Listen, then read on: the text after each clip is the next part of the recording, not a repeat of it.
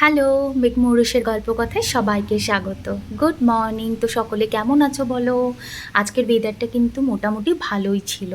তো সকাল সকাল আমাদের সামনেই একটা কাঠগোলাপ আছে। আমি রোজ সকালবেলা উঠে না এখানের সামনে বেশ দাঁড়িয়ে থাকি।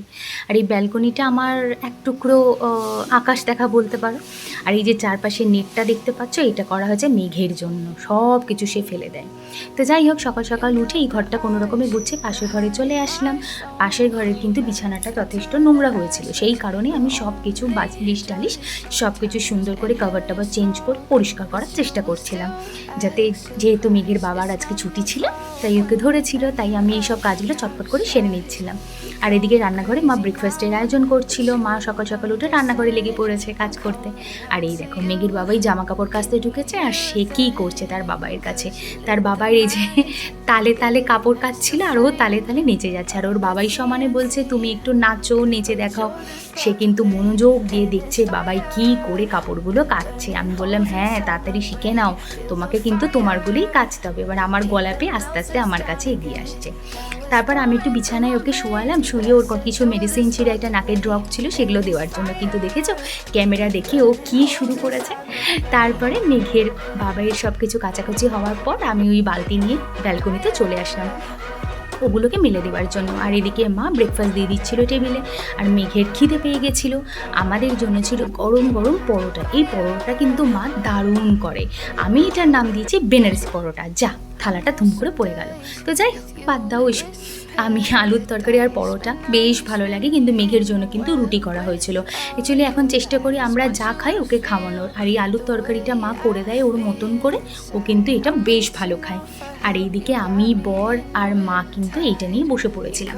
এই যে পরোটাটা আর আলুর তরকারি কিন্তু ভীষণ ভাল লাগছিল। তো এই দেখো কীরকম টেস্টি।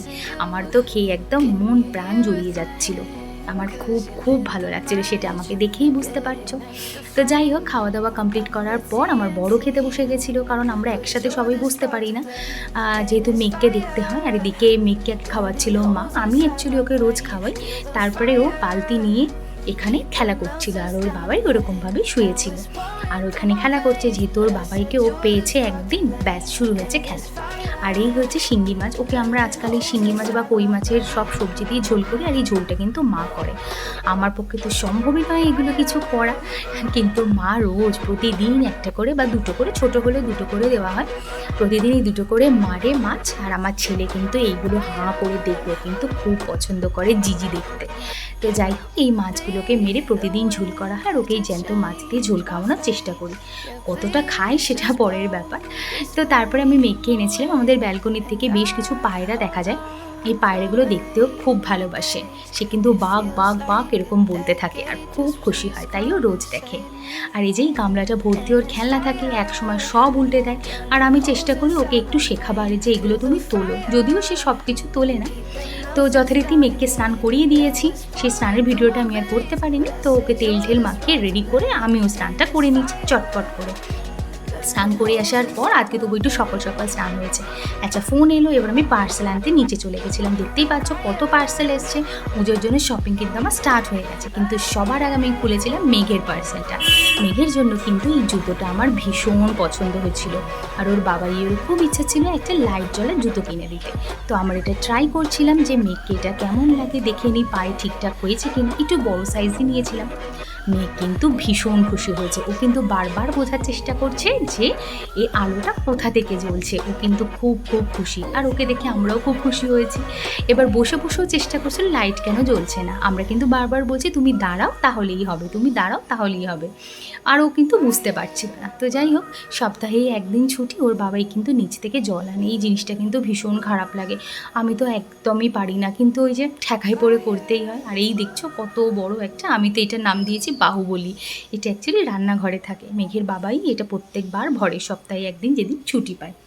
খুবই কষ্ট হয় নিচ থেকে জল আনতে। তো যাই হোক, করতে তো হবেই। আমার বর তো বলে সংসার ধর্ম অনেক বড়। তো এত কষ্ট করেছে বলে আমি লেবুর একটু শরবত বানিয়ে দিয়েছিলাম। ও কিন্তু ভালো করে খেলো। তারপরে মেঘ এই যে চলে গেছে, ওটা হচ্ছে ওর ফেভারিট জায়গা। ওর দিম্মার কোলে ও সব সময় রান্নাঘরে থাকলেই ও কোলে উঠে যাবে। মায়ের কিন্তু রান্না তখনও শেষ হয়নি, ওকে কিন্তু কোনোভাবেই তোমরা আনতে পারবে না। এই যে দেখো আমি হাত বাড়াচ্ছি, ও কীরকম করছে, ও কিছুতেই আসবে না রান্নাঘর থেকে, যাই হয়ে যাক না কেন, কত চেষ্টা করার পরও ও কিন্তু আসবে না। ও সেই এখানে উঠলেই মায়ের কোলে বসে থাকবে, আর যেই মা এখান থেকে বেরোবে ও কিন্তু আর আসবে না।